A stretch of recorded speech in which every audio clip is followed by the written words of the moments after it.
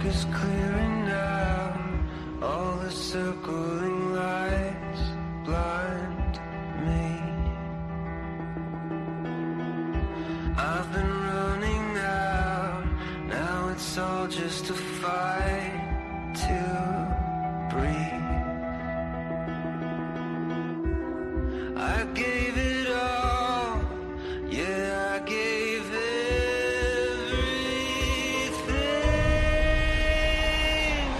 I will never break the silence. When I look inside, I don't have to hide. If you're looking, you won't find it. Who's the enemy? Don't know what to believe. Living in the shadows, living in the shadows.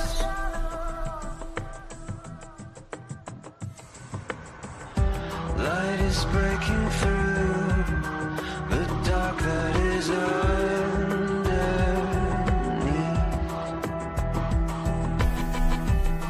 I know the truth, but for you it's just out of reach. You took it all, yeah, you took everything.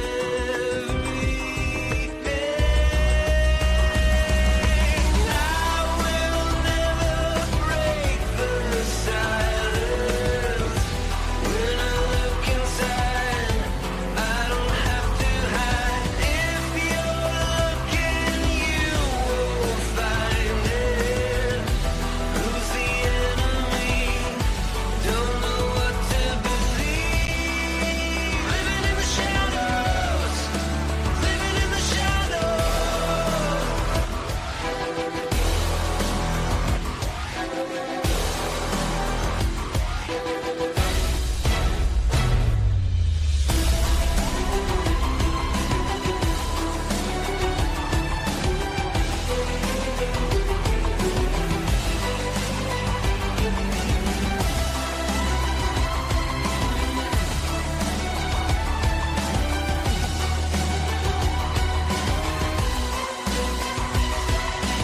I will never break the silence. When I look inside, I don't have to hide. If you're looking, you will find it. Who's the enemy? Don't know what to believe.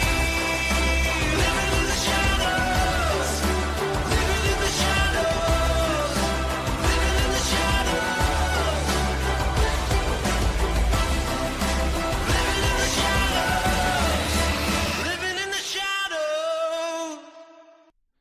Initium Sancti Evangelii secundum Ioannem. Gloria tibi Domine. In principio erat verbum, et verbum erat apud Deum, et Deus erat verbum. Hoc erat in principio apud Deum.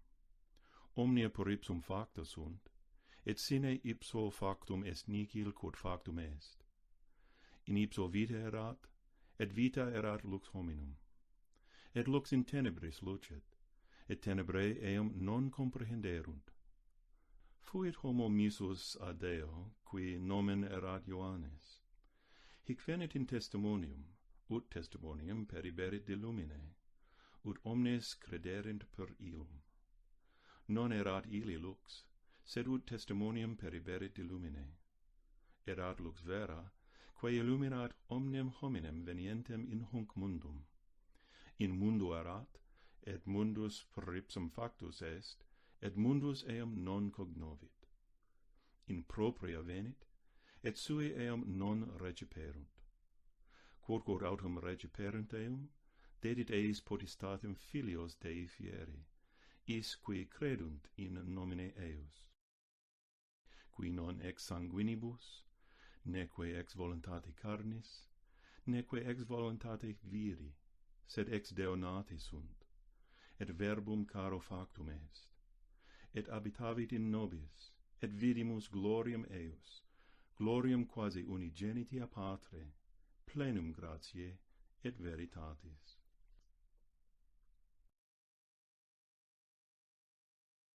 Dominus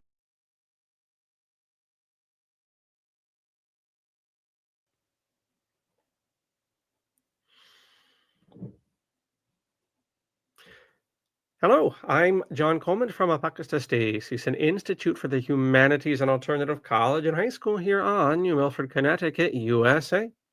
The purpose of this broadcast is to get into, as we change the bubble, all the lost souls, looking at Beyond the Aquila Rift, which is our November 20 and 25 installment of Bare Faith, which is our ongoing series between Professor Adam Myers and myself of the intersection of topics of faith, particularly Christian faith, and pop culture, culture in general, history, philosophy.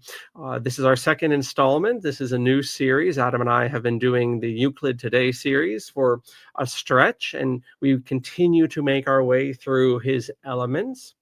Adam and I also do a topic focused specifically on naturism in a broader context than just faith. And then this is a kind of more philosophical, cultural focus there. So all sorts of topics. Adam is a Renaissance man.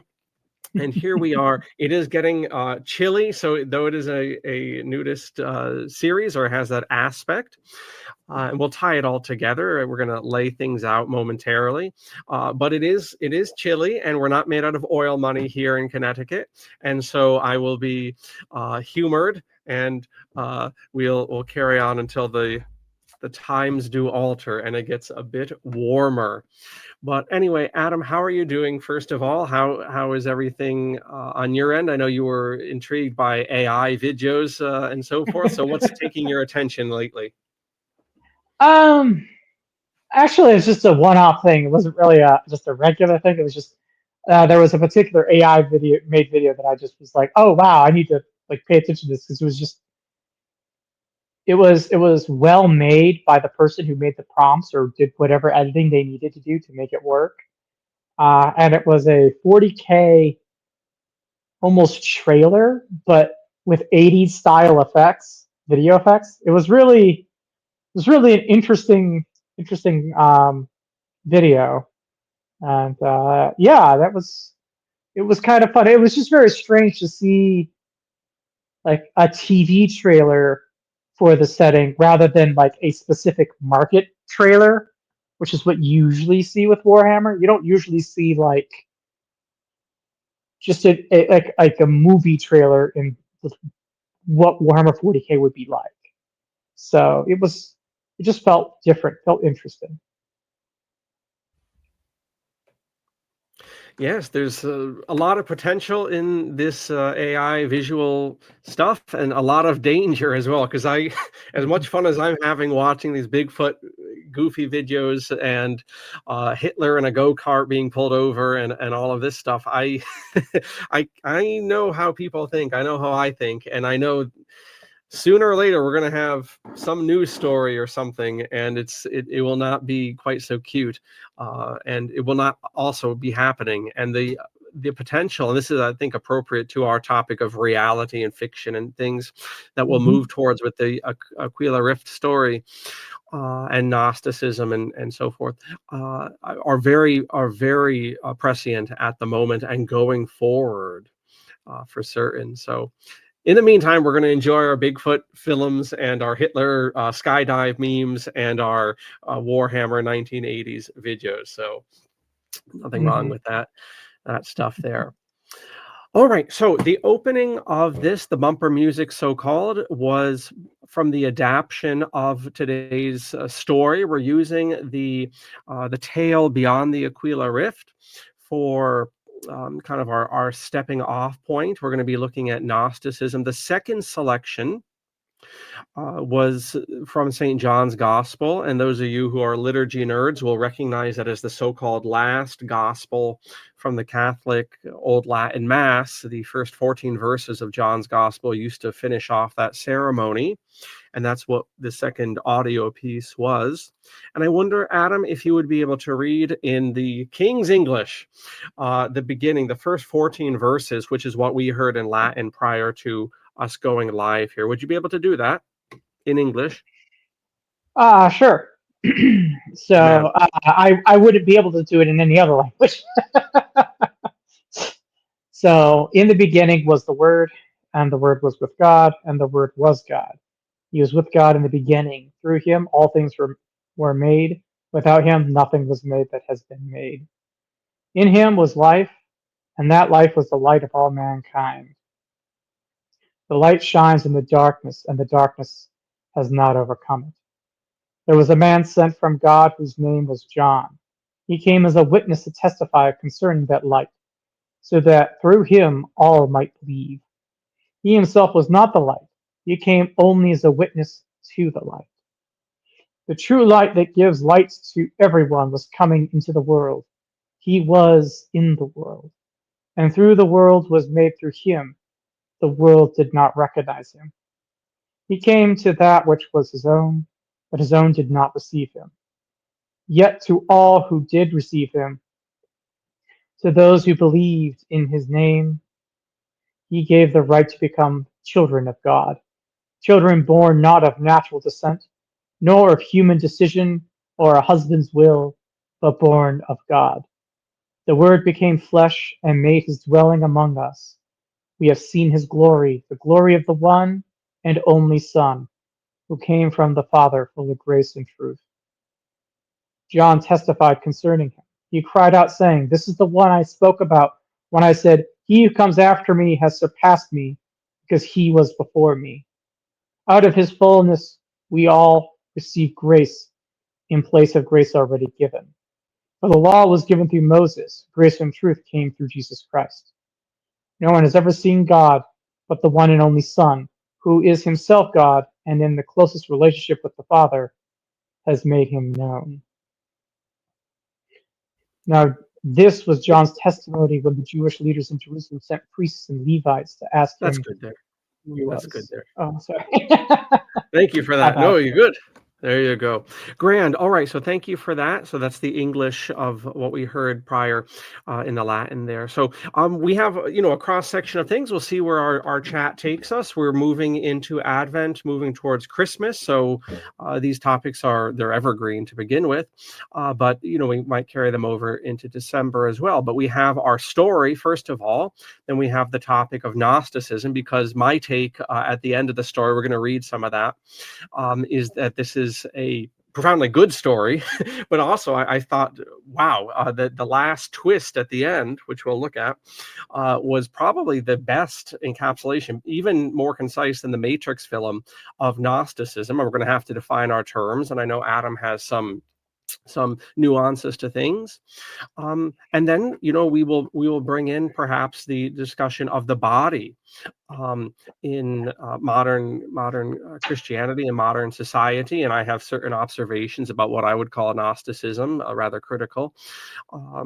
But anyway, I have my thoughts on the matter. Adam, where should we begin? Or should we begin at the end of the story and just summarizing the story? Honestly, I think you should probably summarize the story. Start from there. All right. So what we're looking at here, we're going to have something queued up here.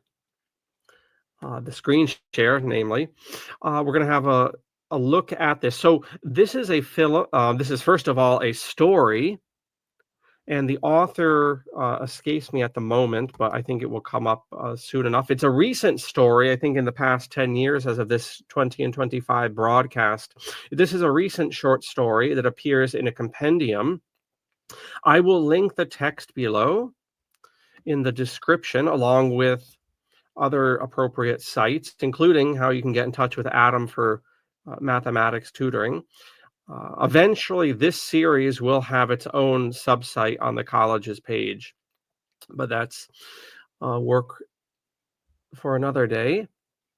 But the story is also been adapted, and unbeknownst to me, Adam was familiar with the short adaptation. I think it's only about 15 minutes for the Netflix series. Is that correct, Adam? Mm-hmm. Yeah. Okay. So what we're looking at here, and I have the last part of the story, which is linked below, queued up here. But long story short, what you're dealing with for this 20 out of 23 pages is a discussion of a flight crew going through outer space, going through different galaxies, and of course they have the aid of super thrusters and all sorts of things to boogie woogie. And as they're going along, there's different romances and things, and it's all pretty boilerplate. But the devil's in the details. The devil's in the details, and we find out that this crew has gone beyond the Aquila Rift, which is the name of this story. And by the way, the author is Alistair Reynolds. Good Anglo-Saxon name there, if there ever was one. But we find out that there's a twist. And Adam, are you able to see this all right? Yes. If we were to read back, okay. So these are just the last 3 pages or so, and we can develop things here. So let's just read, Adam, paragraph by paragraph. We're going to go volleyballing back and forth. So would you begin with Greta was right? Mm-hmm. Greta was right about Susie. The challenge helped me, taking my mind off my own predicament. I remembered what Greta had said about dealing with the other crews in the same situation before Blue Goose put in.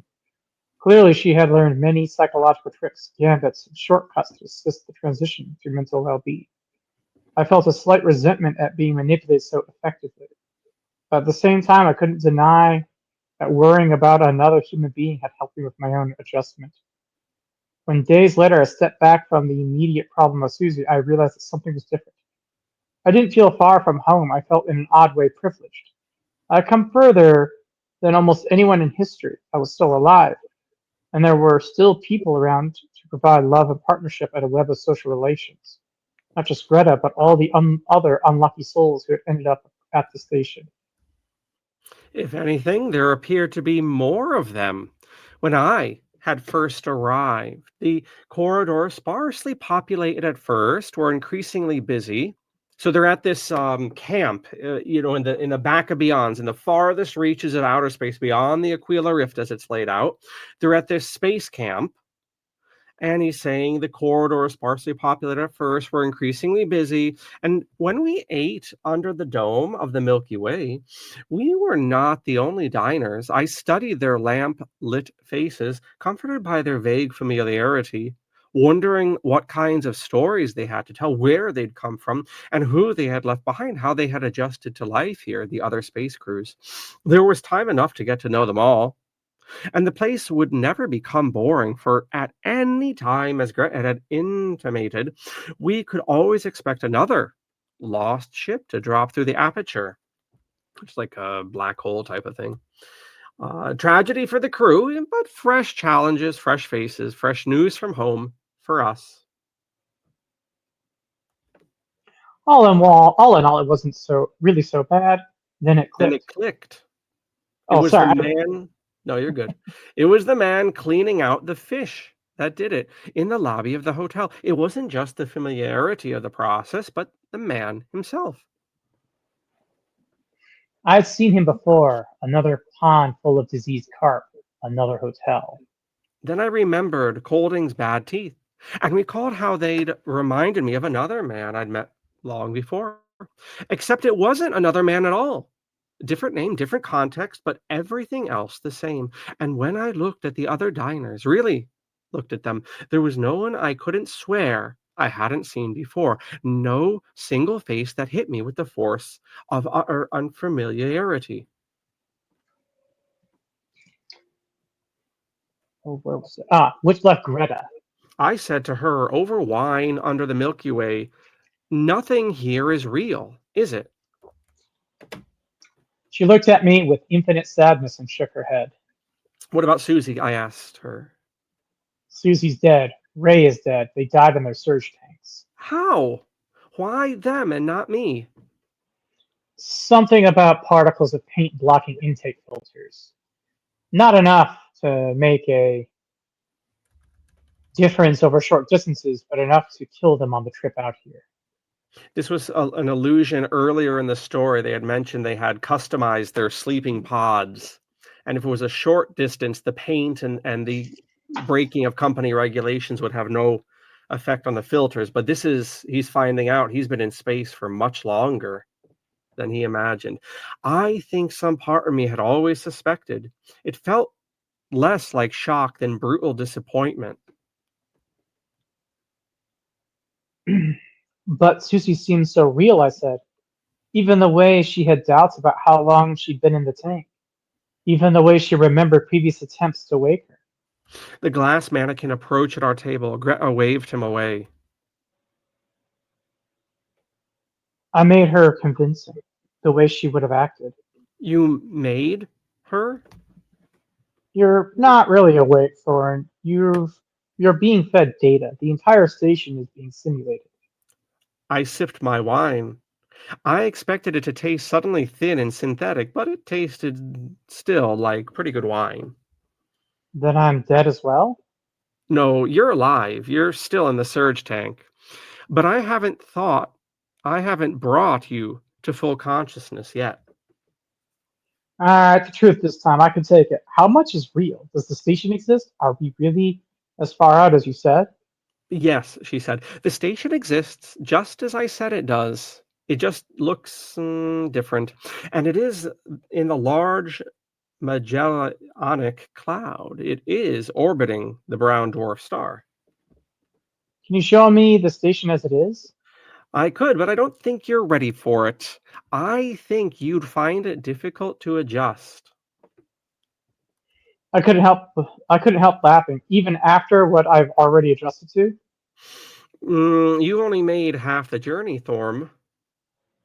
But you made Tom. it. Oh, Tom. That's Tom. That's a horrible way to spell. That's such a millennial way to spell Tom. Okay, sorry. But you made it. I did, Tom. But for me, it was different. Greta smiled. For me, everything was different. Sorry. Then she made the light show change again. None of the other diners appeared to notice as we began to zoom in toward the Milky Way, crashing towards the spiral, ramming through shoals of outlying stars and gas clouds. The familiar landscape of the local bubble loomed large. The image froze. The bubble, one amongst many such structures. And it filled with the violent red scribble of the aperture network. But now the network wasn't the only one. It was merely one ball of red yarn amongst many, spaced out across tens of thousands of light years.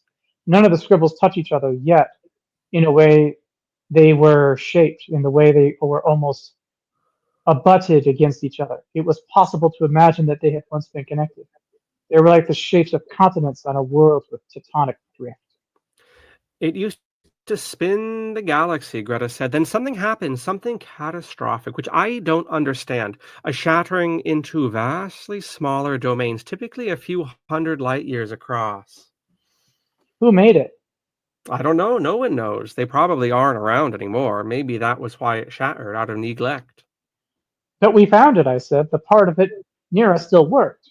All the disconnected elements still function, Greta said. You can't cross from domain to domain, but otherwise the apertures work as they were designed to, barring, of course, the occasional routing error.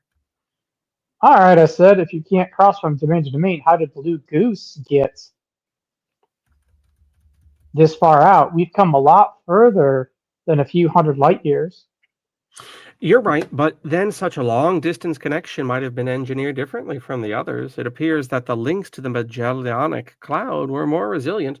When the domains shattered from each other, the connections reaching beyond the galaxy remained intact. In which case, you can cross from domain to domain, I said, but you have to come all the way out here first? The trouble is, not many want to continue the journey at this point. No one comes here deliberately, Tom. I still don't get it. What does it matter to me if there are other domains? Those regions of the galaxy are thousands of light years from Earth, and without the apertures, we'd have no way of reaching them. They don't matter. There's no one there to use them. Greta's smile was coquettish, knowing.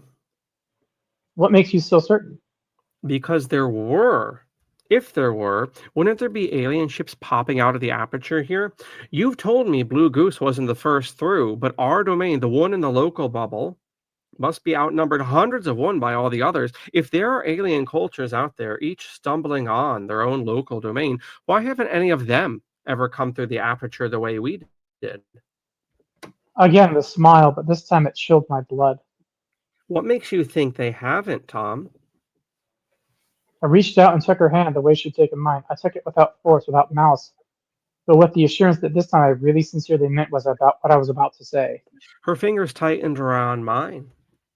Show me, I said. I want to see things as they really are, not just the station, you as well. Because by then I'd realized Greta hadn't just lied to me about Susie and Ray, she'd lied to me about the Blue Goose as well. Because we were not the latest human ship to come through.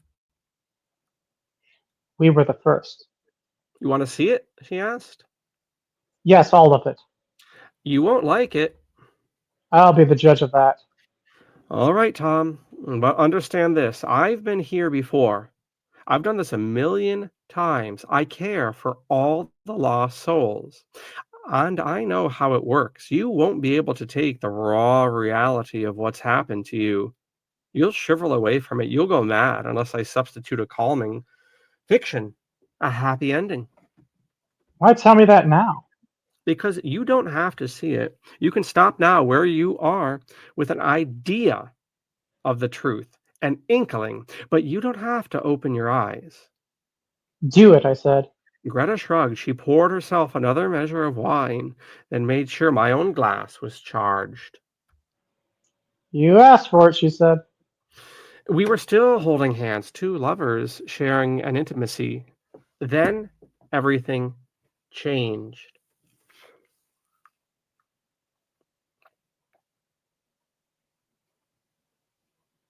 It was just a flash, just a glimpse, like the view of an unfamiliar room if you turn the lights on for a second, so for an instant. Shapes and forms, relationships between things. I saw caverns, wormed out and linked, and things moving through those caverns, bustling with the frantic industry of moles or termites. The things were seldom alike, even in the most superficial sense. Some moved via propulsive waves of multiple clawed limbs. Some wriggled, smooth plaques of carapace, grinding against the glassy rock of the tunnels. Things moved between caves in which lay the hulks of ships, almost all too strange to describe. And somewhere distant, somewhere near the heart of the rock, in the matriarchal chamber all of its own, something drummed out messages to his companions and helpers, stiffly articulated, antler-like forelimbs beating against stretched tympana of finely veined skin, something that had been waiting here for eternity, something that wanted nothing more than to care for the souls of the lost. Okay, let's see how we're looking here. We're almost done.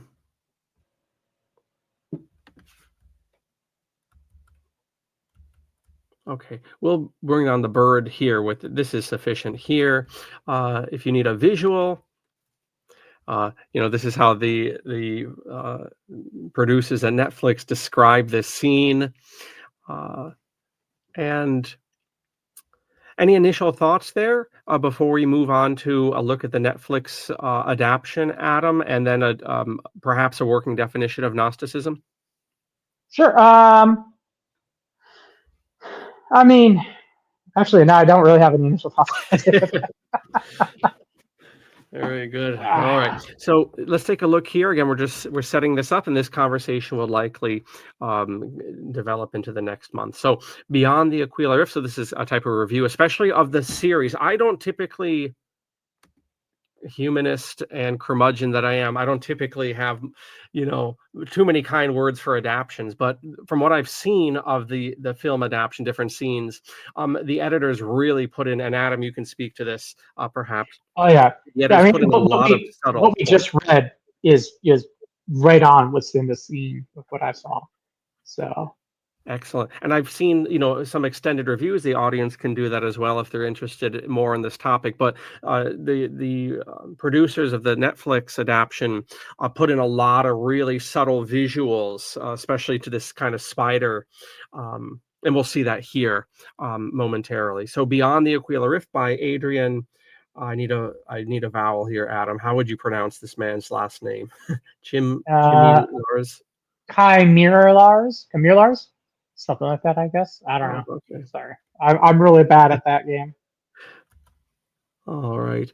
Okay. In one episode of Love, Death, and Robots. So this is a series, you say, on the channel? On Netflix, yeah. So it's a collection of a bunch of different animations, each with a different story. They're completely self-connected, and maybe a different theme. Like the only thing that really unites them is sort of just literally love, death, and robots. Like that's it. That's the only thing that even kind of unites them. I mean, everything from an episode of a bunch of people in Dracula's castle to, you know, a guy on like some far distant planet that's like a farmer who's, you know, fending off an alien invasion. Like there's like almost no connection between them. Okay. And this is one of the episodes they made. Grand. Okay. So the author says, I've recently watched it again for the 5th time and decided to dig deeper, not to discover its secrets or to decipher its meaning, as it's all pretty obvious after years of comments and YouTube analyses and what. And the episode is self-contained with a proper beginning, middle, and end. It's only 15 minutes at that. No, I simply wanted more of that world or similar ones. And I did stumble upon a few interesting things. But before I share them, let's recap the secrets and meaning. Even though they are, as I call them, obvious, it is an appreciation post, this is, so it's only fitting that I list them here. Spoilers ahead, spoilers ahead, spoilers ahead. Also, if you haven't seen Aquila, why haven't you seen it? If you did, a refresh might be in order. The episode is only 15 minutes long and probably available on Yandex. Hint, hint to everyone. 2 freeze frame moments people usually talk about when the true form of Greta is revealed. The first is when the camera pans through the bar, and for a split second we see the real Greta through the bottle. Okay, so these are the kind of, how would we say, these Easter eggs. So on the right, where the cursor is, you can see the woman portraying the character Greta here, and then we can see the beast, the reality of this creature, which we saw earlier, right? This is itself in its full regalia, right? So we can see this Easter egg. These are the subtle things the film producers put in there. The second one is when Greta approaches Tom right before the revelations at the end, where we see her cast a spider-like shadow on the wall. This isn't coming across too crisply, but you can maybe see a little bit of it. Can you make that out, Adam? Yeah, I can see it. The shadow, right? Yeah. But that's not all the spider fun we get in this episode. During the sex scene, we see Greta with her right hand unnaturally bent as if it's a spider's leg, which along with the mirror reflection creates the illusion, get it, of her true form. So we see the actress there, and you can see the arm, right? You can see the elbow looks like a leg, and likewise up here with the arm. So it creates this effect. And on a nudist series, there you go. All right. Go on there, Adam. And then there's this very alien-like. Okay, so the film. Okay. And then there's this, let's not forget the spider in the top left corner of the shot. All right, so this is the world that is as it appears. Mm-hmm. It all comes together in the end, in the money shot that reveals Greta in full. First we see a head, an arm, breast, undoubtedly a sexy lady is approaching. All right. So this is illusion, right? This is the illusion. Ooh la la. Susie Q is coming down the hallway, right? But this is what this is what you're actually seeing. It reminds me of that light. You ever see is it called the lanternfish? You ever see the lanternfish? Yeah. Yeah. right? It has yummy morsel to attract the prey, and then behind it, it's this hideous beast. And so we have it here with herself, or itself more properly. So, Susie Q, not Susie Q. Okay, get the point. Except not really. And this is a trope as old as the hills. I mean, we see this with Ulysses, by the way, in the Odyssey, right? With the sirens, the same sort of thing. All right. And all there's left to do is scream in terror when we see the thing. Okay, go on, Adam. I consider at least two interpretations possible. The first one I call the anti-Breaking Bad. The series was entirely about a man living a man's life that most men dream about but never go for. He starts as Walter White but dies as Heisenberg, which is why we see that smile on his face in the final frame.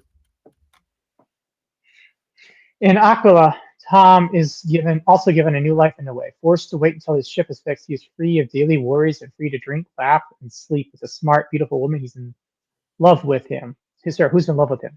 This new life angle is even more pronounced in the original short story, in which Tom leaves his not quite happy marriage behind. It's a dream come true. And yet that dream is a nightmare. Lesson here is be careful what you wish for and be ready to accept the price. Earlier this semester, we had a show and we did a program on the monkey's paw, right? So be careful what you wish for. Yeah. The other interpretation is wider. It's about the lies we tell ourselves to cope with reality. And so the episode is the perfect metaphor for any such event. I know it's an unexpected example, but it fits. Looking at the world troubles of today, we have Russians pretending their world is like this. Oh, interesting current events there. Okay. So we have this and not like this. So I'll go back to the original. Right. So you have your galactic spacecraft and world and so forth. Okay.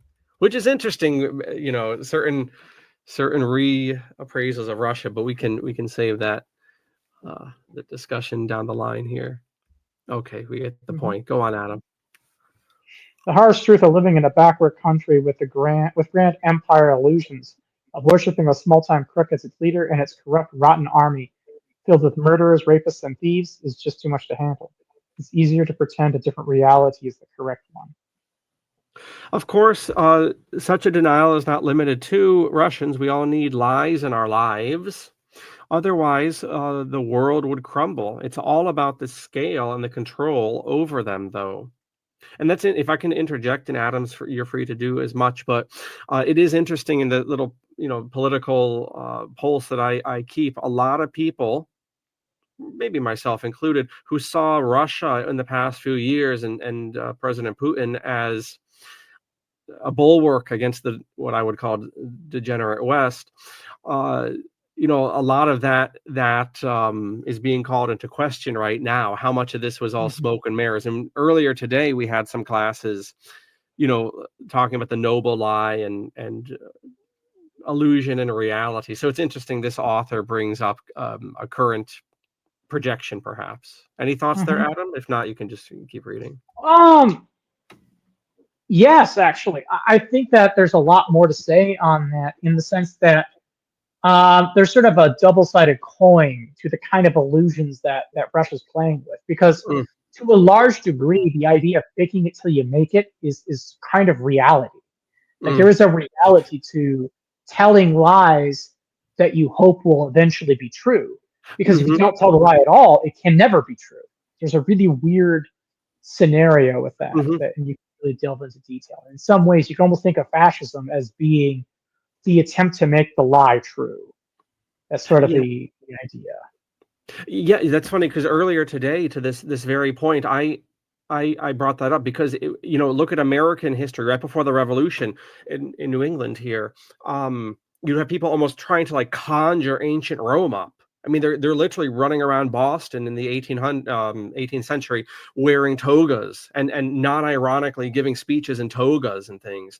Or in Ireland prior to the Rising in 1916, they basically have to conjure Celtic culture and it does produce a reality, or the National Socialists or the fascists in Italy, or more recently ISIS. I mean, there is in all of these a totally fictional, nonsensical, or Russia perhaps right now, aspect to, I mean, this ersatz culture that people are summoning, and yet in each instance it does produce the reality, to your point, Yeah, to one yeah, degree or another.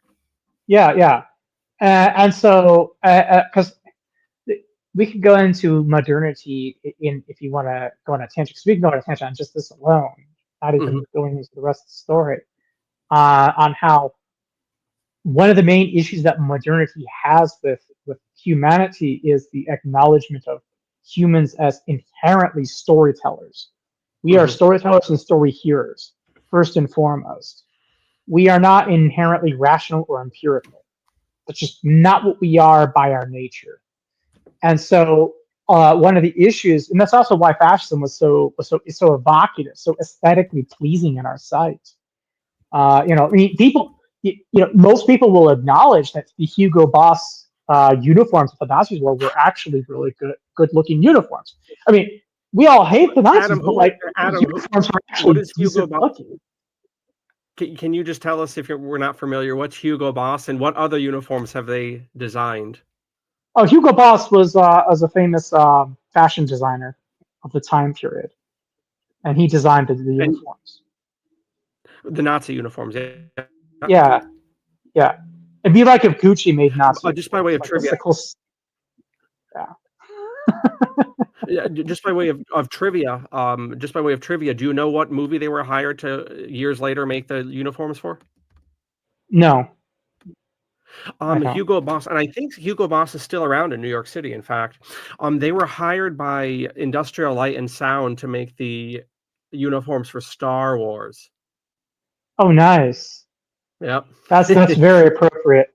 But And yeah, so mhm. so the issue with fascism is it gets the aesthetics down. Like it speaks to our souls on such a profound level. And the issue is that modernity doesn't really have a response to it. While fascism is a type of modernity, fascism is exploiting one of the flaws of modernity in such a powerful way. And we just don't have a social defense against it. And there's really no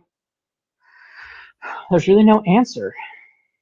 Modernity doesn't have one because it's sort of built out of this rejection of storytelling. Mm. And it makes it vulnerable to fascism as a result. Because fascism is a modernist ideology that sort of hijacks the storytelling instinct of humanity, very Mm. deliberately so. Excellent. Thank you for that little tangent there. Very, very interesting. We can revisit these points. Okay. Mm-hmm. Um, okay. And from this last angle, back to our story, Beyond the Aquila Rift is a depressing tale, if you haven't guessed. Tom is given a choice of not to dig deeper and live in the lie, but the lie is never given a chance to stay in the truth. Whenever Greta, quote unquote, this entity, fails in her carefully spun tale, she just resets Tom and tries a different approach for his own good, of course. And we, in the selection Adam and I read, we didn't look at that, but that was really what struck me about the Gnostical aspect. We'd be here all day if we were to read the whole story, but Greta keeps putting him into this state where he's knocked out, and she tries to bring him back again where he doesn't freak out, and she just keeps doing this, and it's this eternal torture, I guess you could use that language, although that's not necessarily her intention. She speaks of, to our show topic, I'm here for all the lost souls. So she's trying to not get him to freak out. And so she keeps, like Groundhog Day, keeps bringing him back and trying different ways and different amounts of wine and whatever to soothe the fact that Tom is, everyone he knows is dead. And his whole world that he started off this space journey on before he got into the pod is dead and has been dead for a century already. And so there's this aspect of being trapped in the this this world that Greta is kind of frozen him at, where he keeps coming back. Mm-hmm. Yeah. Yep. It's a wild story. Would you read this bit here? Note. Note how Susie's tank is empty at the end in the new reset cycle. In this cycle, we have seen Susie was the part of Tom's brain that felt that something is off. Hence the scene in which Susie attacks Greta. This is why Greta removes Susie in the next iteration of her story. The curiosities. Nihil novi sub sole. A lot of Latin in this episode. Nothing new under the sun. From Proverbs, I think. Ecclesiastes. No matter what piece of art you enjoy, it had suspiciously similar predecessor. Aquila is no different. Just like Death Ship, an episode of Twilight Zone that aired in 1963, could very well be the inspiration for a certain roguelite. Thank you. I'm good with Latin, not so much Frenchish words. Roguelite, yeah. Roguelite games called Returnal. We can find similar examples in Aquila. Oh, and it goes on here. Okay. Yes. Did you want me to continue? Yeah, please. It's no surprise, really. The main idea is a trope that TV tropes call Lotus Eater Machine, quoting Wikipedia.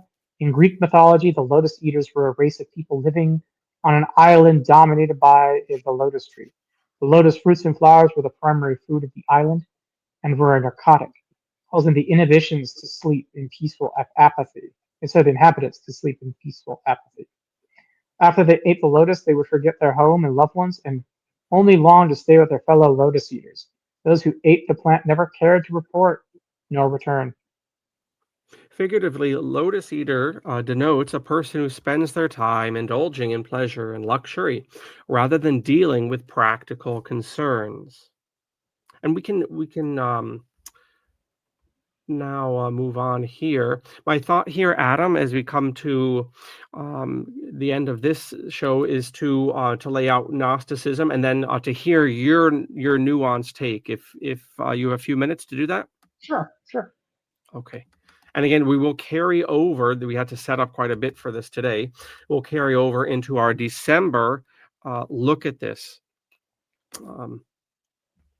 So this is bringing us to this discussion appropriate to the series of Gnosticism and Christianity. Adam has his points coming up here. So this, oddly enough, the website. Can you read the website? I did not plan it this way. Can you read the website?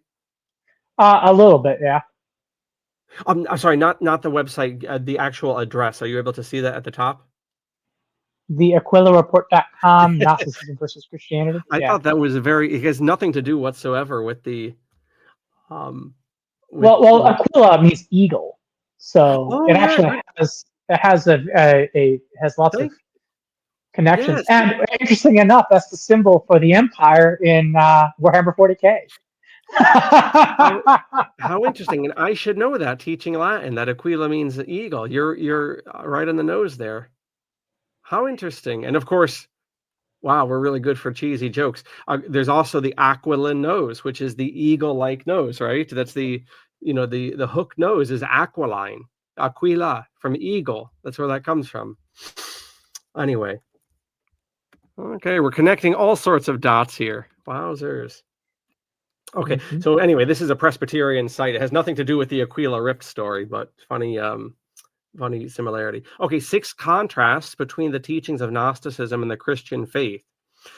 My intent, the author says, of providing a summary of probably Lee Strobel's points is not simply so that we may learn a bit of history, is not that, about a heresy that arose in the early church. My hope is that by learning and understanding the ways in which Gnosticism is contrasted with biblical Christianity, we might be better able to spot these Gnostic tendencies today. All right, so let's see. We just want a working definition here. Yeah. Okay, so according to this Presbyterian fella, what are these things? So number 1, an alienated humanity versus a good creation. That's one aspect. Adam, would you read the author's number 2? Yeah. Knowledge that saves versus knowledge of mighty acts. Number 3 is salvation through escape. Gnosticism versus salvation through pilgrimage in Christianity. Number 4. knowing of self versus the believing community. Number 5 is a spiritual elite in Gnosticism versus ordinary people in Christianity. We can go back over these, by the way, if needs be, for our comments. And number 6, Mhm. Adam. Selective syncretism versus particularity. Okay. And in addition to the story beyond the Aquila rift, I will put this as well as a resource down below in the description. All right, so those are some working points. People can find plenty of information to do background if you're unfamiliar with the idea of Gnosticism. But Adam, I will let you set up for your points there and develop them as you like there, and we can pick this up, this very conversation, in our next episode. So you, sir, have the floor. Sure. I think that it is appropriate to call Gnosticism a heresy. So just to get that off the door, I do think it's appropriate to say so. And That what being would you said, mean by that word, if we're unfamiliar with the word heresy? so heresy, it depends on how you define it and depends on like where you're starting from. So it's not an easy to define word. In this context, we're saying so heterodox that it falls outside of well-supported teachings in the Bible. That's basically how I would define that at this point. It's a bit of wishy-washy, but it's the word heresy itself is such a idiosyncratic term. So it's hard to be like, this is what heresy means. 'Cause it depends on what religion you're talking about, and it's what are you heretical told exactly. So, and I would say that Gnosticism, in its pure sense, is not really Christian. I would say it's more like more of like a modernist version of Christianity. Even though Gnosticism existed before modernity, it's its own thing. So in terms of like where, so I do want to establish that it is heretical, that it is probably wrong in my view. But I also think that there's some elements of it that are in reality that have to be acknowledged in the Orthodox Christian world, and I don't think that's being done enough, because I would argue that anti-Gnosticism is also wrong. There is sort of this anti-Gnosticism strain in Christianity that rejects anything that's Gnostical as wrong, without even further examining whether it actually is wrong or not. It's sort of like a bias against Gnostic ideas, even when they overlap, because there is some overlap. And it's those overlap places that we need to be very careful about rejecting Gnosticism, per se. And what would be some of those? Is it simply matter versus spirit, where to draw that line at, or do you see some other fault lines or other overlaps, or however you phrase it? Quite a few, actually. Each one of these points can be an example. When it says an alienated humanity versus a good creation, I think that both of those are true at the same time. Like humanity is both alienated and a good creation. The creation was good and perfect, but there's also the fall. There is some goodness in creation to a degree, but it is so corrupt, so removed from the goodness that it's not obvious. That it's very easy to see the absurd in the world and the darkness in it. And so when you're not, again, this is what I mean when I say the anti-Gnostic problem, because you have to understand the world is fallen. You have to see the world as it really is. Yes, you need to reject the Gnostic belief that creation itself was flawed. No, creation was perfect, but it is fallen, tremendously so. You can't understate the fallenness of the world. It's truly hellish to a large degree, and we should be acknowledging that, right? The material world is very, very, very fallen. It's incredibly easy for the world to corrupt you. It's incredibly easy for the world to wear you down. I mean, much of what Jesus says is as much. When he talks about the parable of the seed thrower, right? some seeds will fall within the weeds, some will fall into the thorns. He specifically explains he's talking about people who are worn down by the world. It needs to be truly understood that this is a real part of reality. Humanity is alienated from the goodness of God in a very real sense. That's why we need a savior to begin with. You can't save yourself because of our alienation. And so the sort of this opposite idea that, well, creation was good, therefore it's still good. No, man. You really need to understand just how fallen the material world is.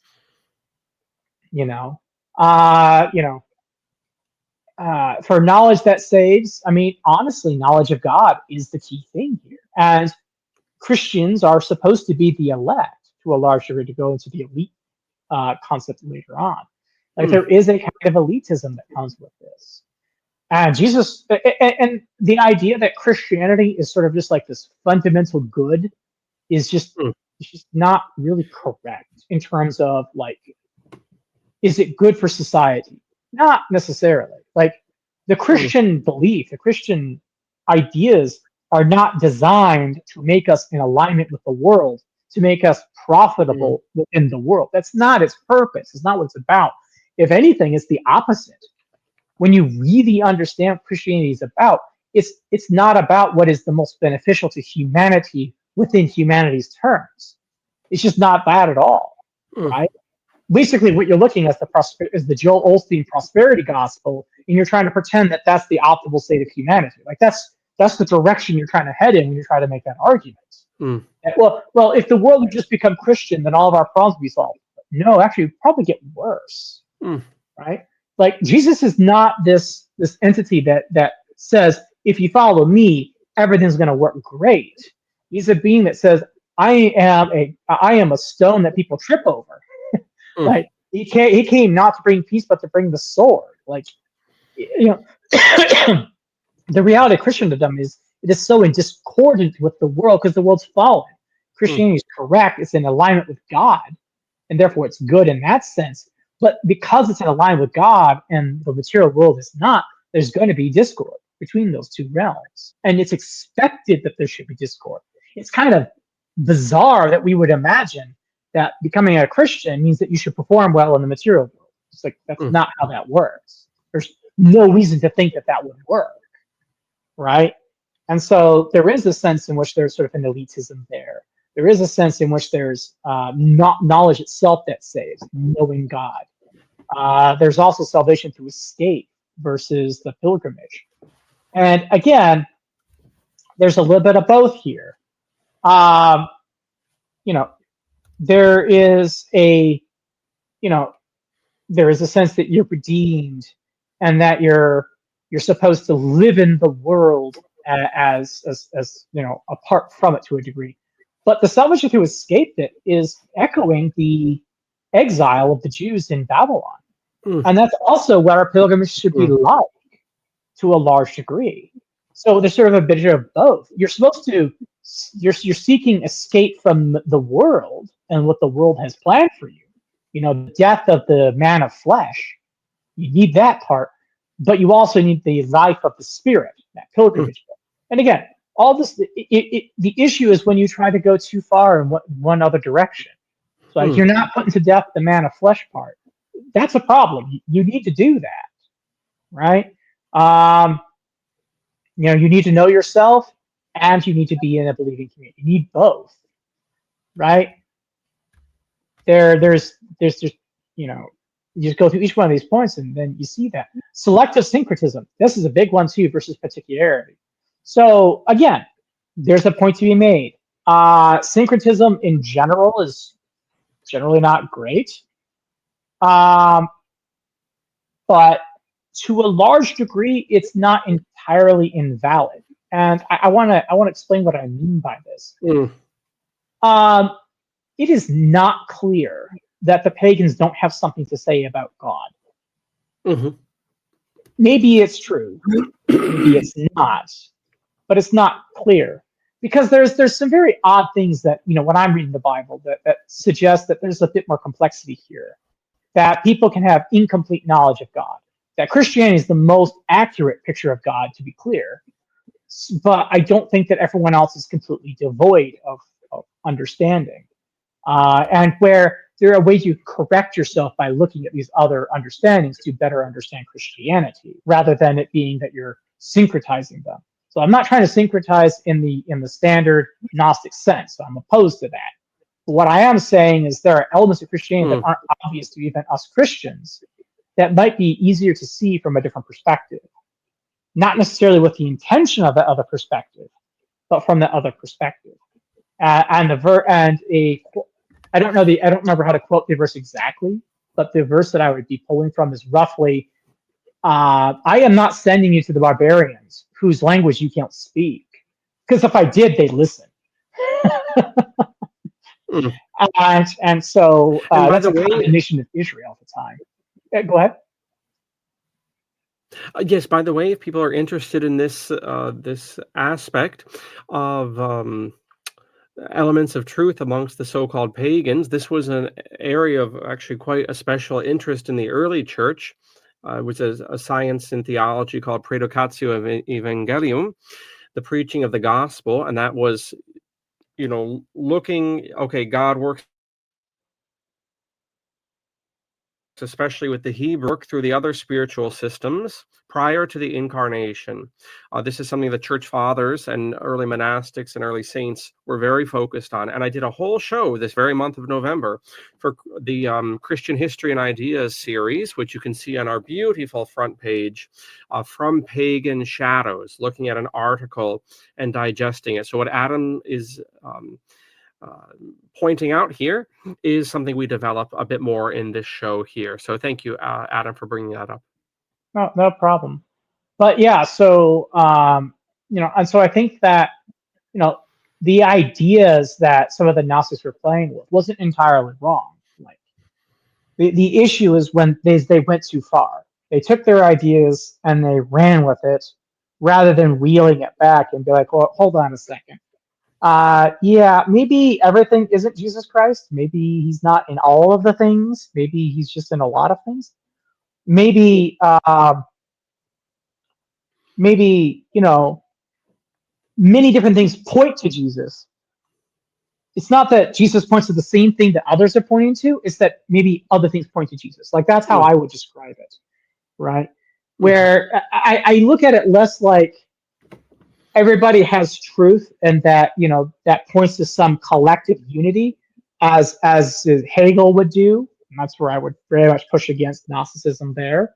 It's more that I think everybody there's a single truth.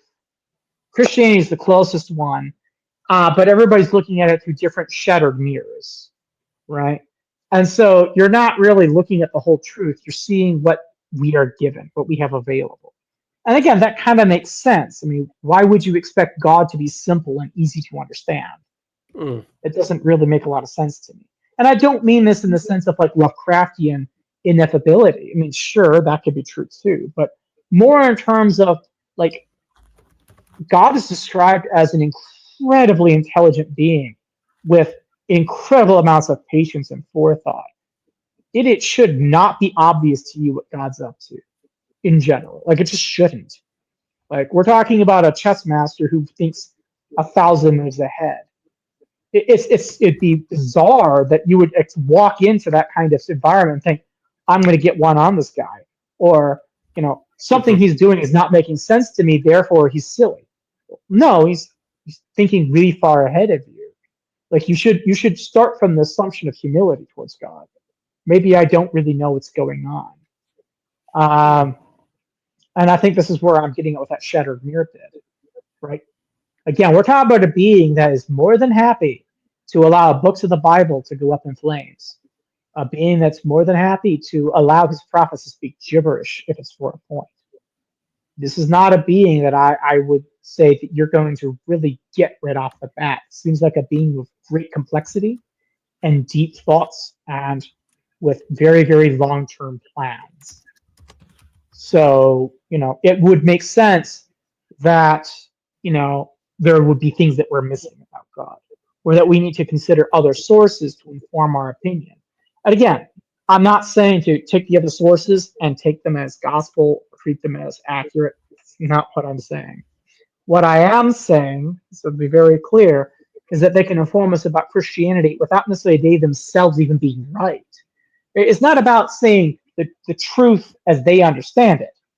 It's looking at what they're offering and seeing if you can understand Christianity better through what they're arguing, even if they're very wrong. Like, why are they wrong? Being able to think that through can reveal things about God that you didn't realize were there, right? And it's not that, God is in that thing and doing the thing is a good thing by definition. No, I'm not saying that. I'm simply saying that you can get communicated through very obscure, indirect means. And for a God that straight up tells Moses, look, you're the only one I talk to clearly. Everyone else I talk in riddles. He says that to Moses. It's like, yeah, I can kind of see God doing that and speaking in riddles to you, to, this very indirect way of communicating knowledge. And it seems to be that there's a point to it. It's not just that God does this. It's not just that, like, God doesn't. It's a mystery. To a degree it is, but it also seems like that's his nature. Like, he wants you to understand. He wants you to chase after it. He wants you to question, to want to know the answer. Like, it's a bit of mystery that he's giving you deliberately for you to follow. And it's also humbling when you get it wrong. That's kind of the point. The point is to be humble and be humbled, to understand that you don't got this. You don't know it all. No one does. You need Jesus to reveal God to you. You just do. Because there's no way you can do it on your own. And there's no way the world can do it. Jesus is the only way to do it. Right? So what I'm saying is very not Gnostic. But I also think, as I've mentioned, that you shouldn't be anti-Gnostic. You should neither be Gnostic nor anti-Gnostic. You should be more, look at the text and look at what Jesus is actually saying and work from there. I hope that summarizes my view for you. Excellent, excellent. So I think this is a good setup, and I look forward to developing some of these themes in our next episode, Adam, of Bare Faith, and we will pick this up. So I encourage the audience to read Beyond the Aquila Rift, to read also the article from the Aquila Report, No Relation, and that definition that the authors give us of Gnosticism. At least it's a place to start out from. And we can develop some of these points that Adam brings up, which, to add, what I would add, and just to prep for myself, is how the monastic movement helps to, I think,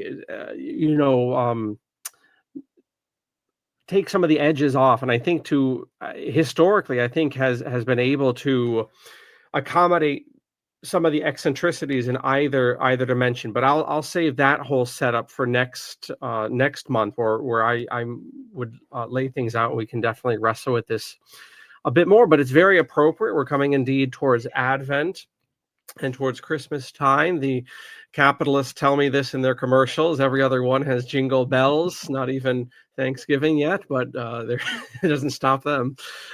So anyway, we're coming towards the meditation on the incarnation. So this is all very, very appropriate to the time of year that we're in.